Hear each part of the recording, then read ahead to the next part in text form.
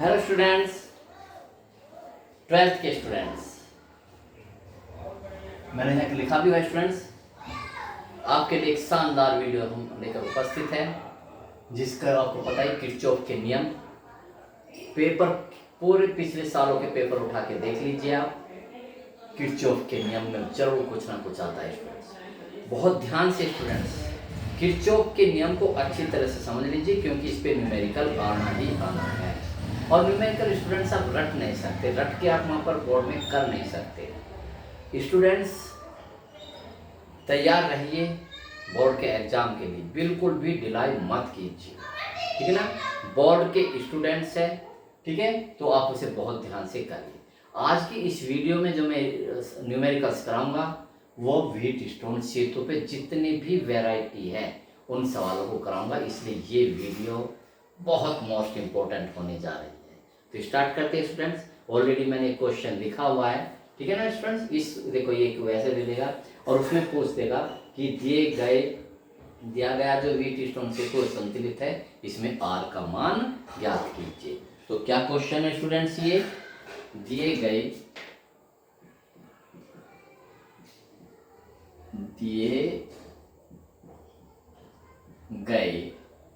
संतुलित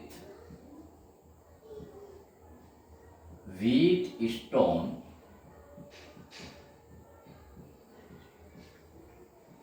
सेतु में आर का मान ज्ञात कीजिए। आर का मान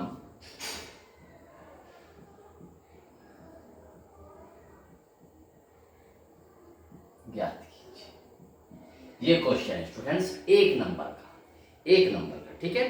तो इन सवाल को कैसे करेंगे स्टूडेंट्स, ठीक है। व्हीट स्टोन सेतु में जब आर का मान ज्ञात करें, बहुत सिंपल स्टूडेंट। तो सॉल्यूशन, तो इस चित्र को, जब ये चित्र वाला सवाल आएगा तो इस चित्र को ज्यों का त्यों आप अपनी कॉपी में उतारेंगे और उसमें लिखेंगे सॉल्यूशन।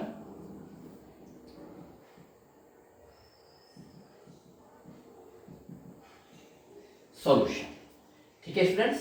तो देखिए, तो क्या लगा देंगे बस, क्योंकि संतुलित ब्रिज है तो संतुलन की शर्तानुसार व्हीट स्टोन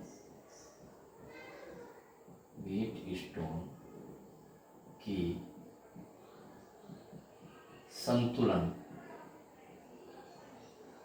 की शर्तानुसार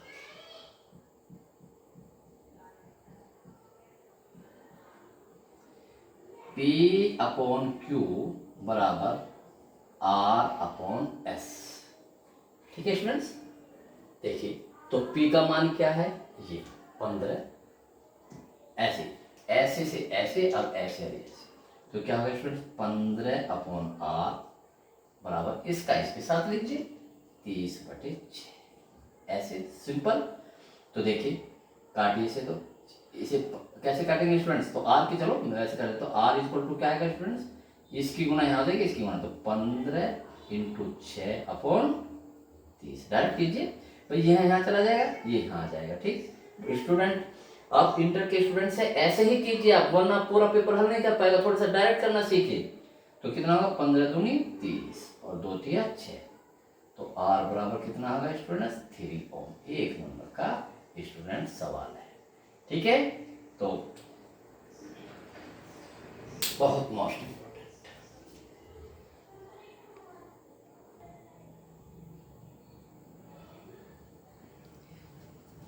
देखिए स्टूडेंट्स, फिर से एक बहुत शानदार सवाल व्हीट स्टोन सेतु का, जितनी भी वैरायटी है कराऊंगा, क्योंकि बहुत मोस्ट इंपॉर्टेंट है। आपकी बार भी देखिए स्टूडेंट्स आ रहा है, लेकिन इस भुजा में आपकी बार ये है, ठीक है स्टूडेंट्स। तो आर का मान ज्ञात करना है, ठीक।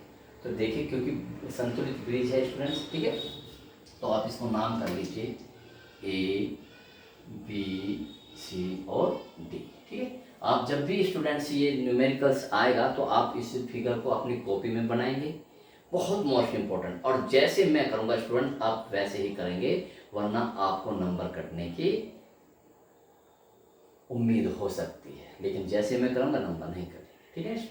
तो देखिए, ये चतुर्भुज है, ठीक है ना। ये व्हीट स्टोन सेतु है। व्हीट स्टोन सेतु में प्रत्येक भुजा में एक होना चाहिए, इस भुजा में भी एक प्रतिरोध है, इस भुजा में भी एक प्रतिरोध है, इस भुजा में भी एक प्रतिरोध है, लेकिन इस भुजा में दो प्रतिरोध है। तो ठीक है, इन दो प्रतिरोधों का हम एक प्रतिरोध बना लेते हैं, यानी कि इनका तुल्य प्रतिरोध लेते हैं। तो सबसे पहले ये लेते हैं BC भुजा में R और ये B किस में, समांतर क्रम में, माना इनका तुल्य प्रतिरोध R डैश है। तो लिखिए सॉल्यूशन, बहुत ध्यान से समझिए इंटर के स्टूडेंट्स।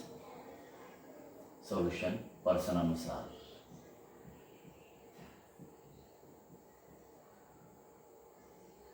भुजा BC में प्रतिरोध R तथा 12 ओम समांतर क्रम में, समांतर क्रम में, माना इनका तुल्य प्रतिरोध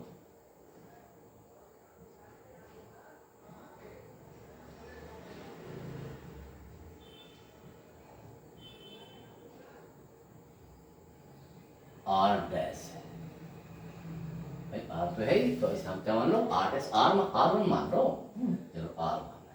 ठीक है फ्रेंड्स, तो बस ठीक है, तो सूत्र लगा दो, 1/, क्या कर देता हूँ, 1/R1 = 1/R + 1/12। समांतर क्रम में यही तो होता है फार्मूला, 1/R बराबर 1/R1 + 1/R2। ठीक है, चलो आप यहाँ डैश लगा लो, कोई नहीं, आप दिक्कत होगी ना, आप कंफ्यूज हैं भाई, यही तो सूत्र होता है, 1/R बराबर 1/R1 + 1/R2। ठीक, तो ये सूत्र लगा देंगे। ठीक, देखिए स्टूडेंट, इसे यही छोड़ दीजिए, ये होगा इक्वेशन नंबर 1। ठीक, अब इस हमें किसका मान ज्ञात करना, इस R का मान ज्ञात करना है। ठीक, तो अब देखिए, अब इसमें BC भुजा में क्या है, R डैश, अब इन दोनों को छोड़ के अब हम R डैश मान लेते, R डैश है। ठीक है, अब संतुलन की शर्त लगा दीजिए, अब संतुलन की शर्त अनुसार, अब संतुलन की, पूरा लिखिए, पूरा लिखिए, आलस बिल्कुल मत कीजिए। व्हीटस्टोन सेतु की संतुलन की शर्त अनुसार, कि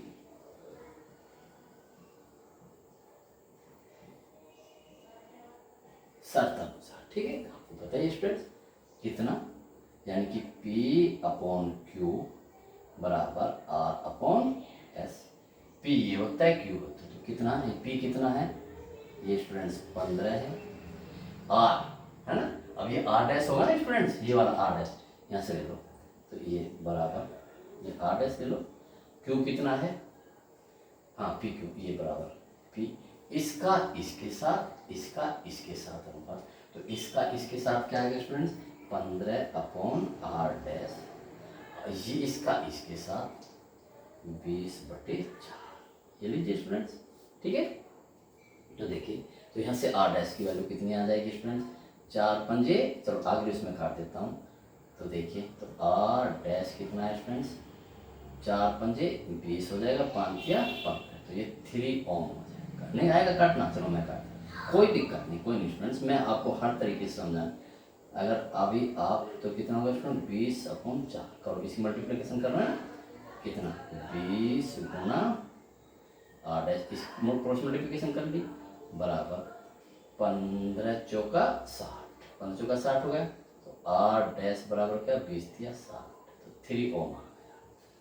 ठीक, लेकिन हमें R डैश की वैल्यू कैलकुलेट नहीं करनी स्टूडेंट्स, हमें तो इस R की वैल्यू कैलकुलेट करनी, इस R की, तो इस R डैश का मान समीकरण 1 में रख दीजिए, तो रखिए R डैश का मान समीकरण 1 में रखने पर, ये 2 नंबर का सवाल है स्टूडेंट्स।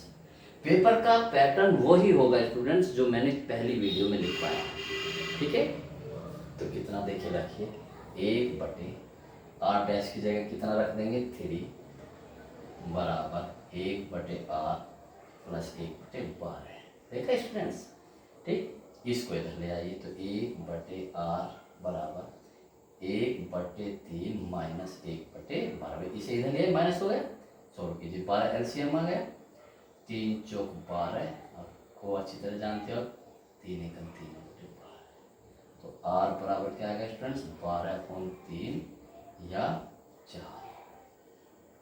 ये आपका बहुत मोस्ट इम्पोर्टेंट स्टूडेंट्स देखिए, ठीक है। एक वैरायटी बहुत अच्छी तरह से पढ़ना सीख लीजिए, वरना पढ़ना छोड़ दीजिए। बिल्कुल साफ मैं कह रहा हूँ स्टूडेंट्स, साइंस को पढ़ना है तो साइंस जितना मेहनत मांगती है, जितना अप्रोच मांगती है, जितनी शार्पनेस स्टडी मांगती है, साइंस के एटीट्यूड के अनुसार ही पढ़ोगे तभी इस साइंस से कुछ सफलता प्राप्त हो पाएगी, वरना यहाँ पर ये बोझ ही बनाएगी, यहाँ पर हमेशा प्रेशर ही रखेगी।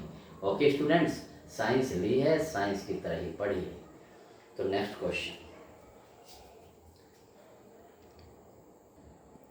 तो देखिए स्टूडेंट्स, 5 नंबर का सवाल, वेरी वेरी मोस्ट इम्पोर्टेंट, बहुत ही मोस्ट इम्पोर्टेंट सवाल आपके सामने है। मैंने अभी इसमें अपनी ओर से कुछ नहीं किया, जब भी पेपर में आएगा ये लैंग्वेज आएगी और ये फिगर आएगा, इट्स ओके। तो जब आप इसे अपनी कॉपी में करेंगे, 5 नंबर का सवाल है स्टूडेंट्स, बहुत ध्यान से सुनना। जब भी आप इसे करेंगे तो सबसे पहले आप इसे इस सर्किट को अपनी कॉपी में कर लेंगे, ड्रॉ कर लेंगे, ठीक है स्टूडेंट्स। आप देखिए इसके स्टेप सुन लीजिए बहुत ध्यान से। जब भी आप इस तरह के क्वेश्चन व्हीटस्टोन के करेंगे, स्टेप में सुन लीजिए। सबसे पहले आप करेंगे संतुलन की शर्त लगाएं, ठीक है, संतुलन की शर्त लगाएंगे, पहला स्टेप हो गया। दूसरे में लगाएंगे फिर आप तुल्य प्रतिरोध ज्ञात करेंगे। तीसरे में बैटरी से चलने वाली धारा करेंगे। चौथे में किरचॉफ का प्रथम नियम लगाएंगे बिंदु ए पर, ठीक है ना। और 5वें में किरचॉफ का द्वितीय नियम लगाएंगे। That's all students. तो 5 स्टेप में होगा, फिर से सुन लीजिए स्टूडेंट्स बहुत ध्यान से, मेरी वीडियो देख के इनको लिख लीजिए। सबसे पहले आप व्हीटस्टोन सेतु के सवाल में संतुलन की शर्त लगाएंगे।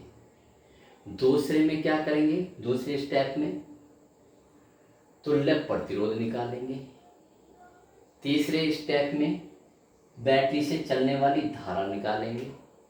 चौथे में किरचॉफ का प्रथम नियम लगाएंगे और 5वें में किरचॉफ का द्वितीय नियम लगाएंगे। अब खुद ही समझ लीजिए स्टूडेंट, जब 5 स्टेप में होगा और सारा ही किरचॉफ का प्रथम नियम भी लगेगा, किरचॉफ का द्वितीय नियम भी लगेगा, तो खुद समझ लीजिए स्टूडेंट्स कितना मोस्ट इंपॉर्टेंट क्वेश्चन होगा, ठीक है स्टूडेंट्स। तो करते हैं। तो सबसे पहले क्या करें, किरचॉफ व्हीटस्टोन सेतु की संतुलन की शर्त लगाते हैं। तो देखिए सॉल्यूशन बहुत ध्यान से करना है स्टूडेंट्स। सॉल्यूशन,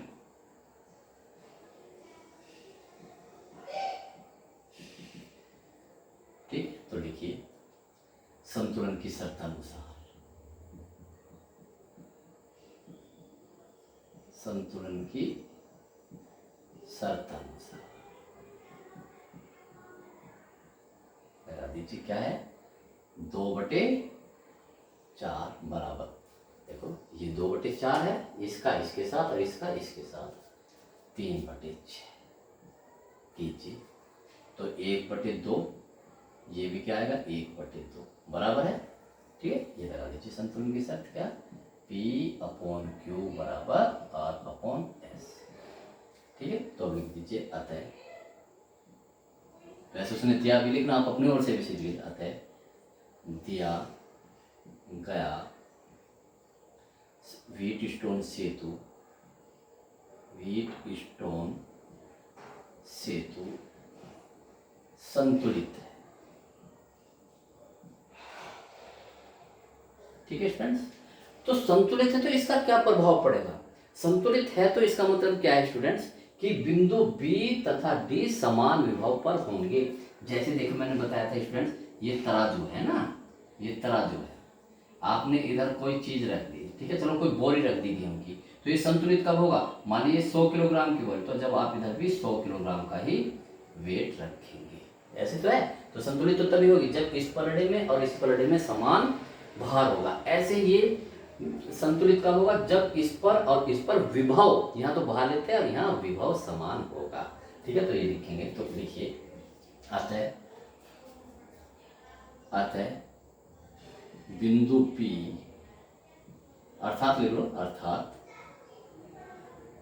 मेरी लैंग्वेज लिखिए, अर्थात बिंदु B तथा D समान विभव पर होंगे,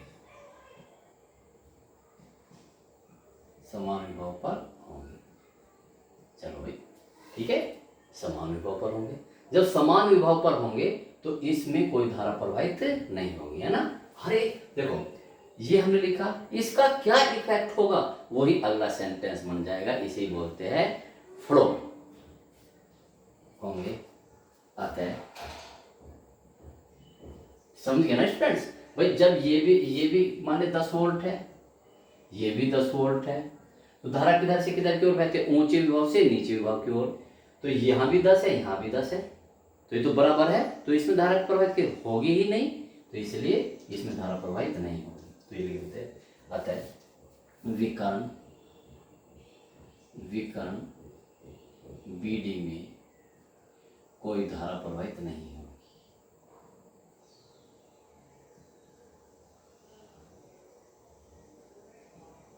कोई धारा प्रवाहित नहीं होगी।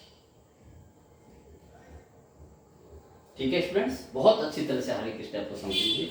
जब धारा प्रवाहित नहीं होगी स्टूडेंट्स, अब इसे कंप्लीट कर लीजिए, यानी कि जो धारा इसमें जाएगी, देखो इधर तो कोई धारा नहीं जाएगी, कट लगा दो, तो जो, अब ध्यान समझना, देखो स्टूडेंट, ये धारा गई, इधर कोई नहीं जाएगी, तो ये ऐसे, ये भी इधर चली गई, ये भी ऐसे ऊपर नहीं जाएगी, तो ऐसे चली गई। ठीक हो गया? अब देखिए, इसमें भी धारा, जो धारा इसमें जा रही है वो ही धारा, पहला स्टेप पूरा हो गया स्टूडेंट्स। क्या हो गया? पहला स्टेप पूरा हो गया। दूसरे स्टेप में मैं क्या निकालूंगा? तुल्य प्रतिरोध। अब देखिए, तुल्य प्रतिरोध आप इसका आसानी से निकाल सकते हैं, ठीक है ना। बाह्य परिपथ का, ये तो आंतरिक परिपथ है, इस वाले परिपथ का केवल। तो ये और ये किस में होंगे? श्रेणी क्रम में, क्योंकि जो धारा इसमें जा रही है वही धारा इसमें जा रही है, धारा का वितरण नहीं हो रहा, समान धारा बह रही। तो ये किस में होगा स्टूडेंट्स? ये और ये श्रेणी क्रम में होंगे। ऐसे ये जो धारा इसमें जा रही है वही धारा इसमें जाएगी, तो ये भी श्रेणी क्रम में है, ठीक है। और इनका फिर ये किस में हो जाएंगे? समांतर क्रम में हो जाएंगे। तो लिखिए, होगी अतः, नीचे से लिख दो अतः, अतः 2 ओम तथा 4 ओम के प्रतिरोध किस में होंगे? श्रेणी क्रम में होंगे, श्रेणी क्रम में होंगे। टॉपर बनना है तो मुझे फॉलो करना पड़ेगा। माना इसका तुल्य प्रतिरोध, माना इनका तुल्य प्रतिरोध R1, ठीक है स्टूडेंट। तो R1 क्या हो गया? R1 बराबर डायरेक्ट कर दो, 2 + 4 बराबर 6 ओम। ठीक है स्टूडेंट्स। अब इसी प्रकार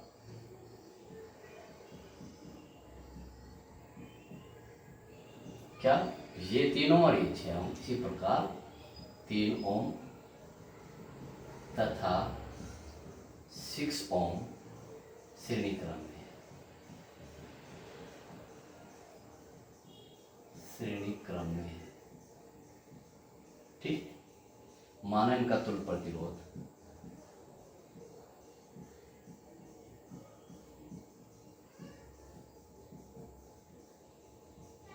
R2 मान लो, R2 है, तब देखिए R2 बराबर 3 + 6 बराबर 9, आ गया। ठीक हो गया। अब ये किस किस में है? R1 और R2 समांतर क्रम में होंगे, R1 व R2 समांतर क्रम में होंगे, समांतर क्रम में होंगे,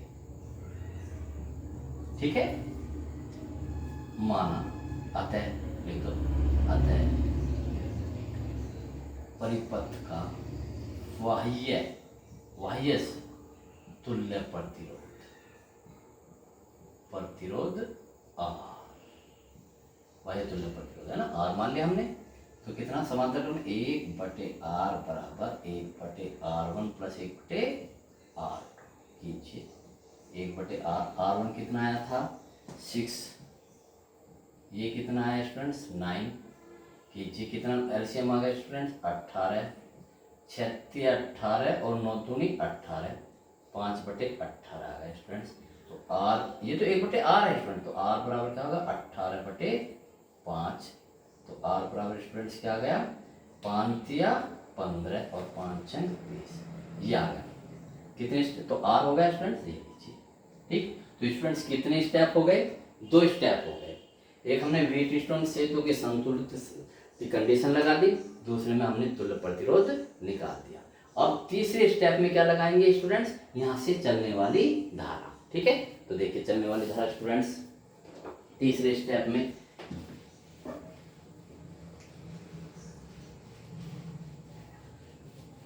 लिखिए, इसकी जरूरत पड़ेगी मुझे। बैट सेल से चलने वाली धारा, सेल से चलने वाली धारा, धारा का हमेशा स्टूडेंट्स ये सूत्र रहेगा I = E/R + स्मॉल, ये ध्यान से, ये है, इसे याद कर लीजिए। सेल से चलने वाली धारा का सूत्र हमेशा ये लगेगा, तो किसी भी परिपथ के लिए तो I = E/R, E क्या है सेल का विद्युत वाहक बल है, R हमने पहले निकाल लिया, और ये जो स्मॉल r है ये है आंतरिक प्रतिरोध। तो लिखिए, तो I = E कितना है स्टूडेंट 6, R अभी हमने निकाला है 3.6, स्मॉल r कितना है स्टूडेंट्स 0.4, तो I = कितना आएगा 6/, इसे जोड़े कितना आएगा 4। देखो स्टूडेंट गलती मत कर देना, ये 3.6 है, ये 0.4, 40 हो गया 40, ये यहाँ दशमलव आ जाएगी। तो I कितना आ गया स्टूडेंट्स, काटिए इसे, कितना आ गया 2 से काट लो, 2 3/2 एम्पियर। ठीक है स्टूडेंट्स, तो यहाँ से कितनी धारा चली, ये चली I। ठीक है, कितने स्टेप हो गए स्टूडेंट्स 3। अब चौथा स्टेप में क्या करेंगे, यहाँ पर किरचॉफ का प्रथम नियम लगा देंगे, तो लगाइए, तो लिखिए बिंदु A पर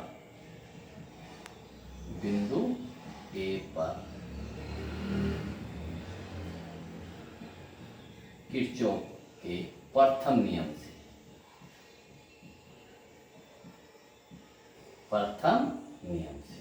तो लिखा ये प्रथम नियम। तो प्रथम नियम क्या देखिए, I बस आप खुद भी ऐसे देख लो, ये I बराबर यहाँ 2 हिस्सों में डिवाइड हो गया I1 और I2। ठीक है, किरचॉफ का प्रथम नियम क्या है कि संधि की ओर आने वाली धाराओं का योग संधि से दूर जाने वाली धाराओं के योग के बराबर होता है, या वैसे भी कर लीजिए I1 + I2 किसके बराबर होगा I, देख लीजिए। ठीक है, तो अब देखिए I1 + I2 और I का मान आ गया 3/2, इक्वेशन नंबर ए। हमारे पास कितने अन्योन है स्टूडेंट्स I1 और I2, क्या है स्टूडेंट्स I1 और I2, तो हमें 2 ही इक्वेशन चाहिए।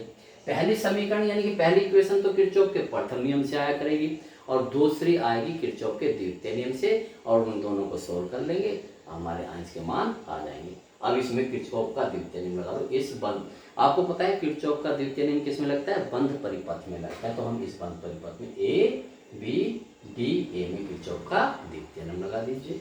तो लिखिए बंध परिपथ A B D A में किरचॉफ का द्वितीय नियम लगा, किरचॉफ का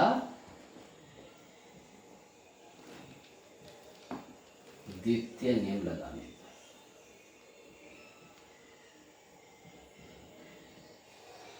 लगाइए। आपको पता है किरचॉफ का द्वितीय नियम जब हम लगाते हैं तो अपना चलने का रास्ता दिखाते हैं, नीचे मैंने चलने का रास्ता बना दिया। ठीक है, तो यहाँ से चलो, ठीक है, हम इस वक्त ऐसे चलेंगे, आप ऐसे, ठीक। तो अब यहाँ से स्टार्ट, देखो जहाँ मेरा ये है, चलिए कितना प्रतिरोध है, ये 2 है, धारा कितनी बह रही इसमें I1, तो इनकी गुणा कितनी होगी 2I1।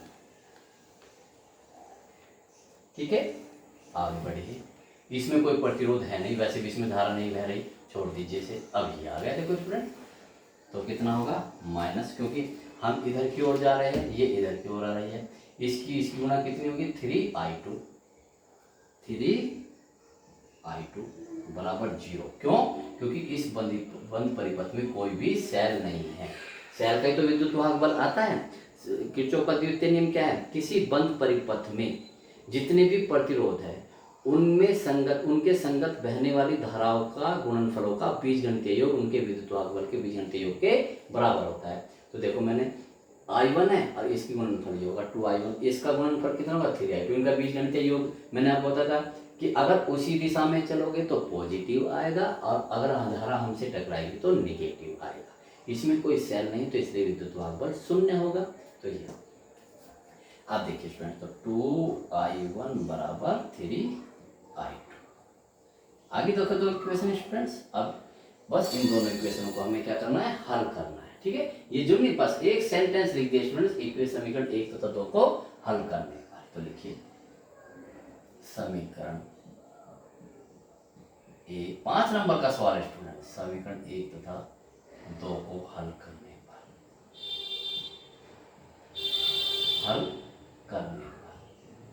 ये नहीं लिखा करती उसका मान उसमें लिखते, सिर्फ एक सेंटेंस लिख दिया हल करने पर। ठीक, अब हल कर लीजिए। तो देखिए हल कैसे करेंगे स्टूडेंट्स। ये 2i1 है, मेरा तरीका अपनाइए स्टूडेंट्स। कितना? मेरा तरीका 2i1 है, तो यहाँ 2i1 करने की इसमें 2 से मल्टीपल करके लिख दो। लिखो नहीं कि 2 में मल्टीपल करो, बस कर दीजिए 2 से मल्टीपल करो। 2i1 2i2 बराबर 3/2 इंटू 2, मैं 2 से मल्टीपल कर दी तो देखो कितना आया। बहुत देख कितनी शानदार टेक्निक। अगर स्टूडेंट्स आप मुझे फॉलो कर लेंगे और अपने या अदर्स मेथड ड्रॉप इधर उधर कर दोगे, ठीक है ना, सिर्फ मेरा मेथड अपनाइए आप, तो देखिए आपको कितना रिलैक्स महसूस होगा और कितनी एक्यूरेसी आएगी और कितनी स्पीड आएगी। तो 2 से करा, अब 2i1 की जगह क्या रख दो 3i2 प्लस ये तो 2i2 है स्टूडेंट्स, 2 से 2 कट गया तो ये 3 आ गया। कितना आसान स्टूडेंट। तो कितना होगा स्टूडेंट्स 5i2 बराबर 3, तो i2 बराबर कितना होगा 3/5 एम्पियर। इसमें रहने दीजिए। ठीक है स्टूडेंट्स, तो इसमें देखिए स्टूडेंट्स, तो ये आ गया स्टूडेंट्स। इसे काट भी सकते हो, 0.6 एम्पियर आ जाएगा। ठीक है ना, काट भी सकते हो, कोई दिक्कत नहीं, काट लीजिए।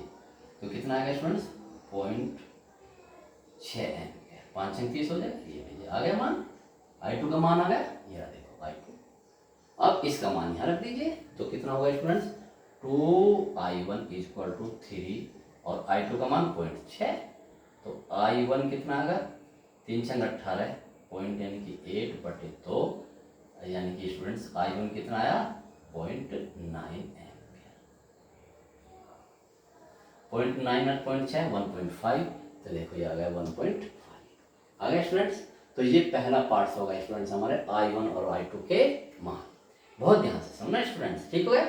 अब जो ये कह रहा है ये बिंदु B तथा D पर विभव ज्ञात करवा रहा है। किस क्या ज्ञात करवा रहा है? विभव इस पे। तो ठीक है, हम इस मान इसमें क्या निकाल देंगे? ओम का नियम लगा देंगे। ठीक है ना, क्योंकि हमें इस बिंदु पर विभव की दैट्स इट करते हैं स्टूडेंट्स। ये पूरा हो गया, 5 स्टेप हो गए स्टूडेंट्स यहाँ से यहाँ तक। अब जो सेकंड पार्ट है बिंदु B तथा D पर विभव, किसी भी बिंदु पर विभव ज्ञात करने के लिए या किसी भी चालक के या प्रतिरोध के सिरों के बीच विभवांतर ज्ञात करने के लिए हम हमेशा ओम का नियम लगाते हैं, V = IR। ये मेरे फंडे स्टूडेंट्स, वीडियो को रोके या कैसे बार बार रिपीट करके इन्हें नोट कर लीजिए। जितने फंडे मैं बताऊंगा उतने ही फिजिक्स आपकी स्ट्रॉन्ग होगी। तो ठीक है, मुझे इस बिंदु बी पर विभव निकालना है। ठीक है, तो देखिए बिंदु बी पर, तो इसके और इस पर है ना, एक चीज मैं ज्ञात कर देता हूँ। देखो, क्योंकि सी एक चीज और फंडा याद रखिए, जो पॉइंट पृथ्वी से जुड़ा होता है उसका विभव शून्य होता है। उस पर विभव क्या होता है? शून्य, क्योंकि उस पर जितना आवेश संग्रहित होता है वो सारा का सारा पृथ्वी पे चला जाता है। जब आवेश ही नहीं रहेगा, आवेश के कारण विभव उत्पन्न होता है, तो इसलिए वहां पर विभव ही उत्पन्न नहीं होगा। तो लिख लीजिए, चूंकि देखिए लैंग्वेज, चूंकि बिंदु सी पृथ्वी से जुड़ा है अतः इसका विभव शून्य होगा। अतः बिंदु सी पर विभव शून्य होगा, बिंदु सी पर विभव शून्य होगा, अर्थात वी सी इक्वल टू 0। बस, ओके फ्रेंड्स।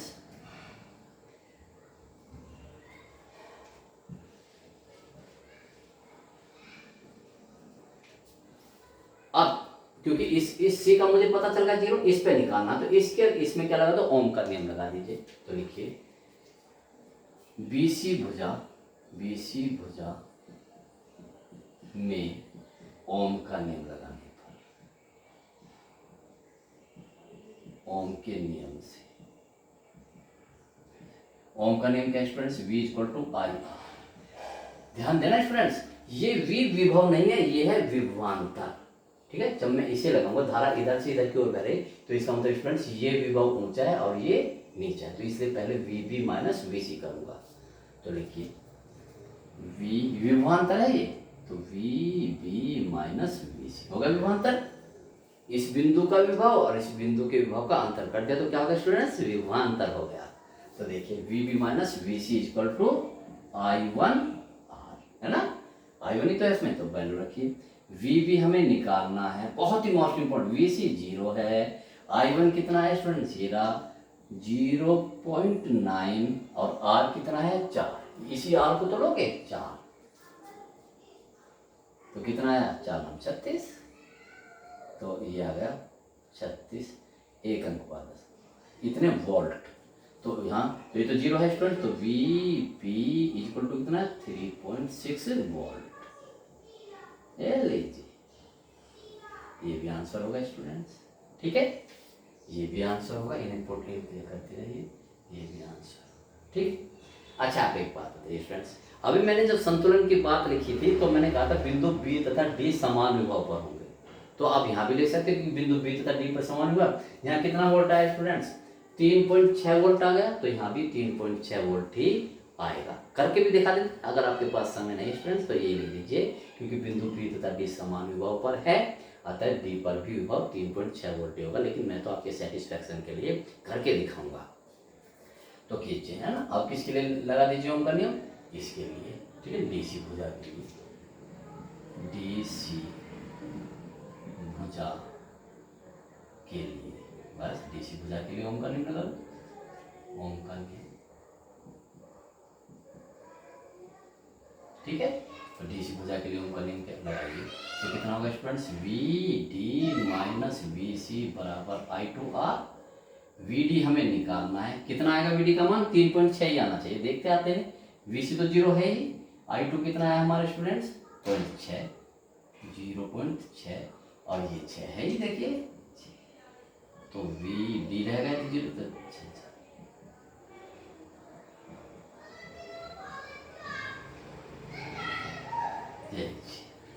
ये है स्टूडेंट्स सारे आंसर। ओके स्टूडेंट्स, तो देखिए ये मोस्ट इम्पोर्टेंट न्यूमेरिकल्स था।